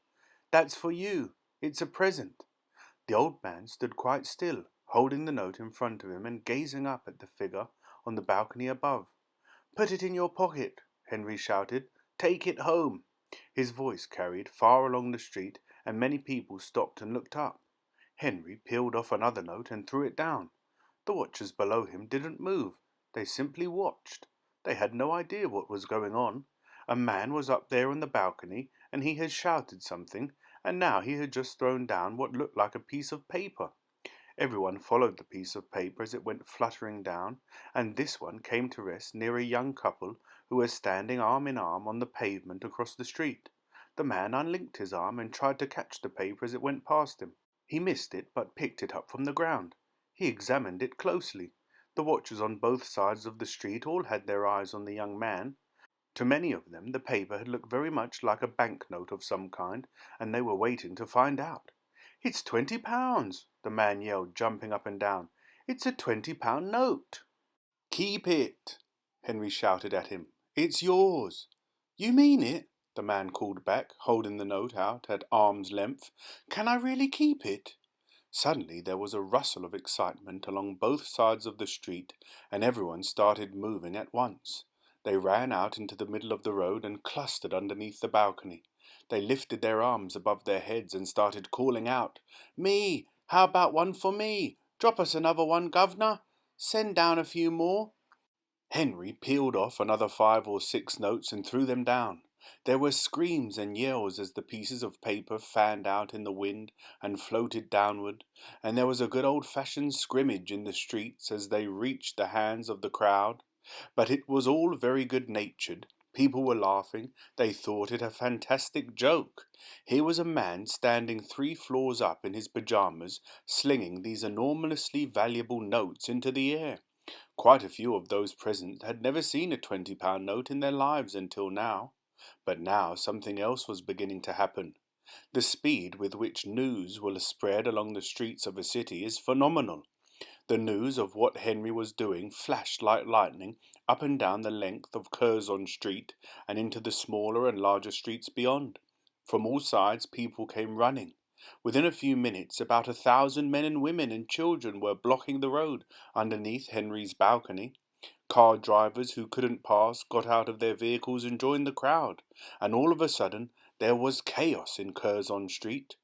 At this point Henry simply raised his arm and swung it out, and flung the entire bundle of notes into the air. More than £6,000 went fluttering down towards the screaming crowd below. The scramble that followed was really something to see. People were jumping up to catch the notes before they reached the ground, and everyone was pushing and jostling and yelling and falling over, and soon the whole place was a mass of tangled, yelling, fighting human beings. Above the noise and behind him in his own flat, Henry suddenly heard his doorbell ringing long and loud. He left the balcony and opened the front door. A large policeman with a black moustache stood outside with his hands on his hips. "You," he bellowed angrily, "you're the one. What the devil do you think you're doing?" "Good morning, officer," Henry said. "I'm sorry about the crowd. I didn't think it would turn out like that.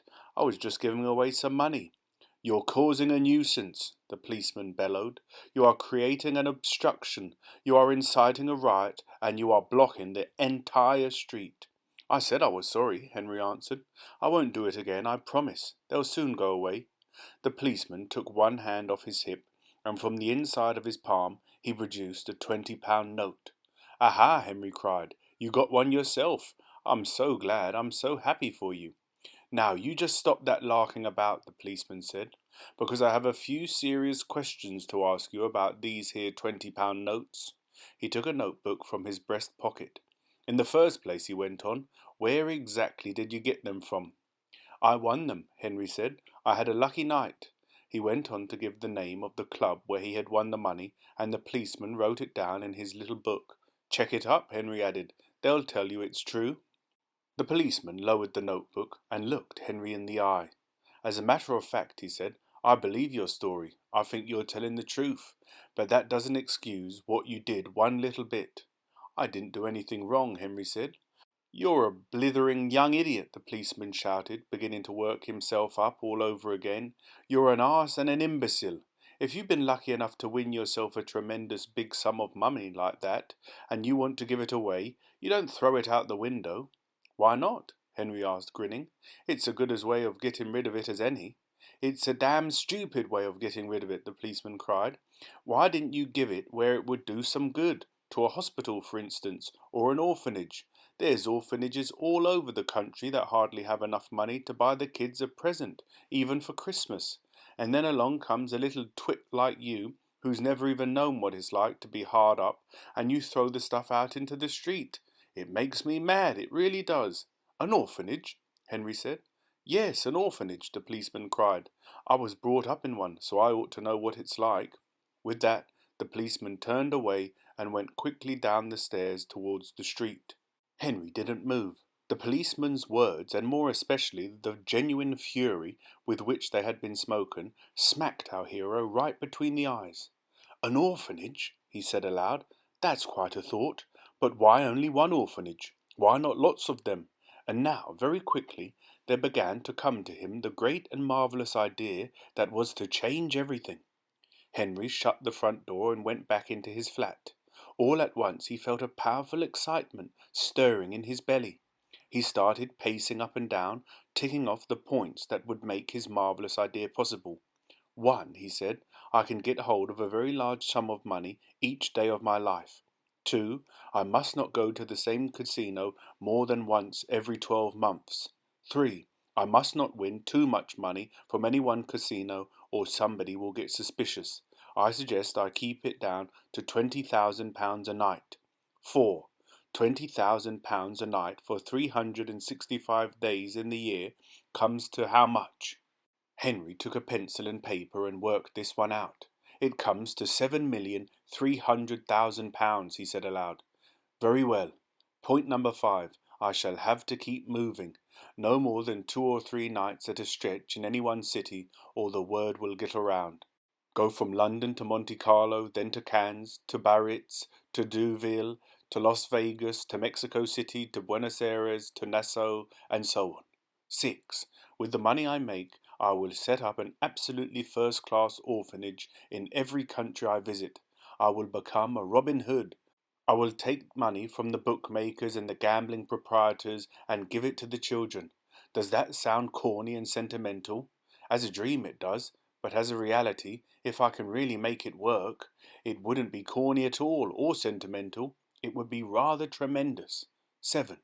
I will need somebody to help me, a man who will sit at home and take care of all that money and buy the houses and organize the whole thing. A money man, someone I can trust. What about John Winston?" John Winston was Henry's accountant. He handled his income tax affairs, his investments, and all other problems that had to do with money. Henry had known him for 18 years, and a friendship had developed between the two men. Remember, though, that up until now, John Winston had known Henry only as the wealthy, idle playboy who had never done a day's work in his life. "You must be mad," John Winston said when Henry told him his plan. "Nobody has ever devised a system for beating the casinos." From his pocket, Henry produced a brand new unopened pack of cards. "Come on," he said, "we'll play a little blackjack. You're the dealer, and don't tell me those cards are marked. It's a new pack." Solemnly, for nearly an hour, sitting in Winston's office, whose windows looked out over Berkeley Square, the two men played blackjack. They used matchsticks as counters, each match being worth £25. After 50 minutes, Henry was no less than £34,000 up. John Winston couldn't believe it. "How do you do it?" he said. "Put the pack on the table," Henry said, "face down." Winston obeyed. Henry concentrated on the top card for 4 seconds. "That's a knave of hearts," he said. It was. "The next one is—" "A 3 of hearts." It was. He went right through the entire pack, naming every card. "Go on," John Winston said. "Tell me how you do it." This usually calm and mathematical man was leaning forward over his desk, staring at Henry with eyes as big and bright as 2 stars.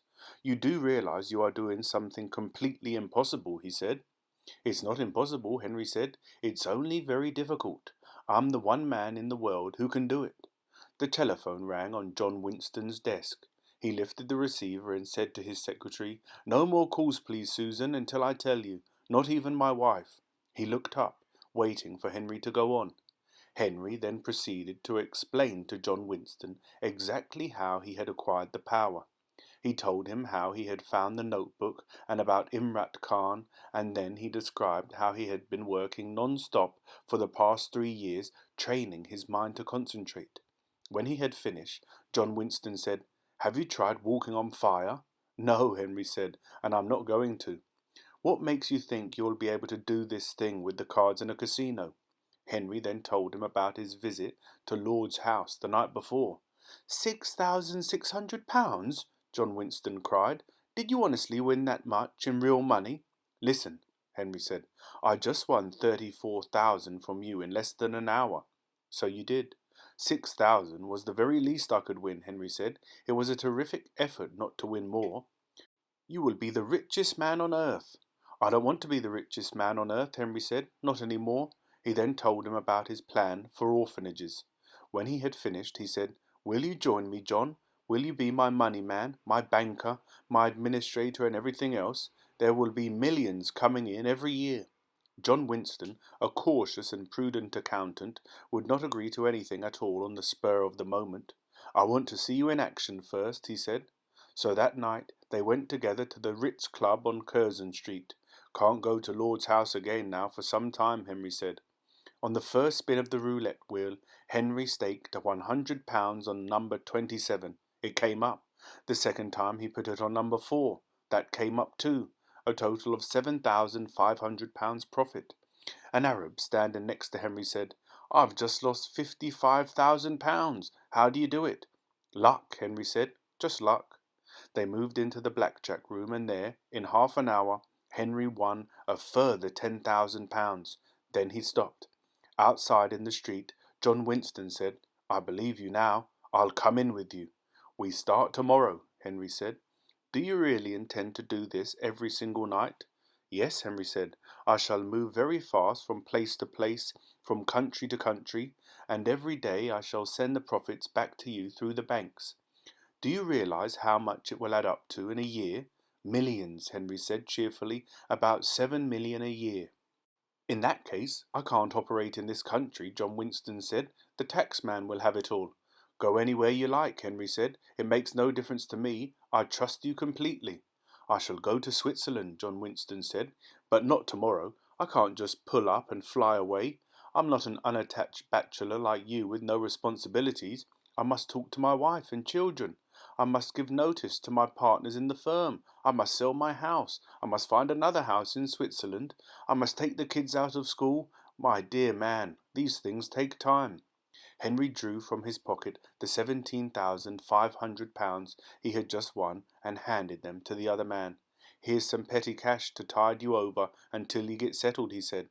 "But do hurry up. I want to get cracking." Within a week, John Winston was in Lausanne, with an office high up on the lovely hillside above Lake Geneva. His family would follow him as soon as possible, and Henry went to work in the casinos. 1 year later, he had sent a little over £8 million to John Winston in Lausanne. The money was sent 5 days a week to a Swiss company called Orphanages S.A. Nobody except John Winston and Henry knew where the money came from or what was going to happen to it. As for the Swiss authorities, they never want to know where money comes from. Henry sent the money through the banks. The Monday remittance was always the biggest because it included Henry's take for Friday, Saturday and Sunday when the banks were closed. He moved with astonishing speed, and often the only clue that John Winston had to his whereabouts was the address of the bank which had sent the money on a particular day. One day it would come perhaps from a bank in Manila, the next day from Bangkok. It came from Las Vegas, from Curacao, from Freeport, from Grand Cayman, from San Juan, from Nassau, from London, from Biarritz. It came from anywhere and everywhere, so long as there was a big casino in the city. For 7 years all went well. Nearly £50 million had arrived in Lausanne and had been safely bunked away. Already John Winston had got 3 orphanages established, one in France, one in England and one in the United States. 5 more were on the way. Then came a bit of trouble. There is a grapevine among casino owners, and although Henry was always extraordinarily careful not to take too much from any one place on any one night, the news was bound to spread in the end. They got wise to him one night in Las Vegas when Henry rather imprudently took $100,000 from each of 3 separate casinos that all happened to be owned by the same mob. What happened was this. The morning after, when Henry was in his hotel room packing to leave for the airport, there was a knock on his door. A bellhop came in and whispered to Henry that 2 men were waiting for him in the lobby. Other men, the bellhop said, were guarding the rear exit. These were very hard men, the bellhop said, and he did not give much for Henry's chances of survival if he were to go downstairs at this moment. "Why do you come and tell me?" Henry asked him. "Why are you on my side?" "I'm not on anyone's side," the bellhop said, "but we all know you won a lot of money last night, and I figured that you might give me a nice present for tipping you off." "Thanks," Henry said, "but how do I get away? I'll give you $1,000 if you can get me out of here." "That's easy," the bellhop said. "Take your own clothes off and put on my uniform, then walk out through the lobby with your suitcase. But tie me up before you leave. I've got to be lying here on the floor, tied up hand and foot, so they won't think I helped you. I'll say you had a gun and I couldn't do nothing." "Where's the cord to tie you up with?" Henry asked. "Right here in my pocket," the bellhop said, grinning. Henry put on the bellhop's gold and green uniform, which wasn't too bad a fit. Then he tied the man up good and proper with the cord and stuffed the handkerchief in his mouth. Finally, he pushed 10 $100 bills under the carpet for the bellhop to collect later. Down in the lobby, 2 short, thick, black-haired thugs were watching the people as they came out of the elevators, but they hardly glanced at the man in the green and gold bellhop's uniform who came out carrying a suitcase and who walked smartly across the lobby and out through the swing doors that led to the street. At the airport, Henry changed his flight and took the next plane to Los Angeles. Things were not going to be quite so easy from now on, he told himself, but that bellhop had given him an idea. In Los Angeles and in nearby Hollywood and Beverly Hills, where the film people live, Henry sought out the very best makeup man in the business. This was Max Engelman. Henry called on him. He liked him immediately. "How much do you earn?" Henry asked him. "Oh, about $40,000 a year," Max told him. "I'll give you 100,000, Henry said, "if you will come with me and be my makeup artist." "What's the big idea?" Max asked him. "I'll tell you," Henry said. And he did. Max was only the second person Henry had told. John Winston was the first, and when Henry showed Max how he could read the cards, Max was flabbergasted. "Great heavens, man," he cried, "you could make a fortune." "I already have," Henry told him. "I've made 10 fortunes, but I want to make 10 more." He told Max about the orphanages. With John Winston's help, he had already set up 3 of them, with more on the way. Max was a small, dark-skinned man who had escaped from Vienna when the Nazis went in. He had never married, he had no ties. He became wildly enthusiastic. "It's crazy," he cried. "It's the craziest thing I've ever heard in my life. I'll join you, man. Let's go." From then on, Max Engelman travelled everywhere with Henry, and he carried with him in a trunk such an assortment of wigs, false beards, sideburns, moustaches, and make-up materials as you have never seen. He could turn his master into any one of 30 or 40 unrecognizable people, and the casino managers, who were all watching for Henry now, never once saw him again as Mr. Henry Sugar. As a matter of fact, only a year after the Las Vegas episode, Henry and Max actually went back to that dangerous city, and on a warm, starry night, Henry took a cool $80,000 from the first of the big casinos he had visited before. He went disguised as an elderly Brazilian diplomat, and they never knew what had hit them. Now that Henry no longer appeared as himself in the casinos, there were, of course, a number of other details that had to be taken care of, such as false identity cards and passports. In Monte Carlo, for example, a visitor must always show his passport before being allowed to enter the casino. Henry visited Monte Carlo 11 more times with Max's assistance, every time with a different passport and in a different disguise. Max adored the work. He loved creating new characters for Henry. "I have an entirely fresh one for you today," he would announce. "Just wait till you see it. Today you will be an Arab sheikh from Kuwait." "Do we have an Arab passport?" Henry would ask. "And Arab papers?" "We have everything," Max would answer. "John Winston has sent me a lovely passport in the name of His Royal Highness Sheikh Abu bin Bey." And so it went on. Over the years, Max and Henry became as close as brothers. They were crusading brothers, 2 men who moved swiftly through the skies, milking the casinos of the world, and sending the money straight back to John Winston in Switzerland, where the company known as Orphanages S.A. grew richer and richer. Henry died last year at the age of 63. His work was completed. He had been at it for just on 20 years. His personal reference book listed 371 major casinos in 21 different countries or islands. He had visited them all many times, and he had never lost. According to John Winston's accounts, he had made altogether £144 million. He left 21 well-established, well-run orphanages scattered about the world, one in each country he visited. All these were administered and financed from Lucerne by John and his staff. But how do I, who am neither Max Engelman nor John Winston, happen to know all this, and how did I come to write the story in the first place? I will tell you. Soon after Henry's death, John Winston telephoned me from Switzerland. He introduced himself simply as the head of a company calling itself Orphanages S.A. and asked me if I would come out to Lucerne to see him with a view of writing a brief history of the organization. I don't know how he got hold of my name. He probably had a list of writers and had stuck a pin into it. He would pay me well, he said, and he added, "A remarkable man has died recently. His name was Henry Sugar. I think people ought to know a bit about what he has done." In my ignorance, I asked whether the story was really interesting enough to merit being put on paper.